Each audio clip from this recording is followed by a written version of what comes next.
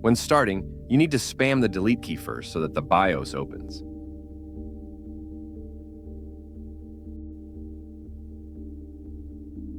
First, go to the BIOS, then go to CSM support and disable it.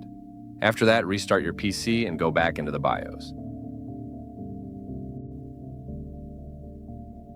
And when you're back in the BIOS, go to Secure Boot and activate it there.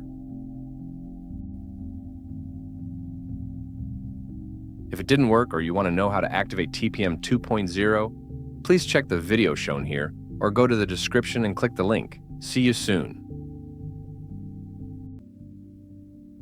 To activate TPM 2.0, first go to Peripherals. It may be labeled differently, like Expansion. Click on that and look for TPM, PTT, or FTPM in your BIOS settings. That's what you need to enable. After enabling it, save the settings, exit the BIOS, and restart your PC.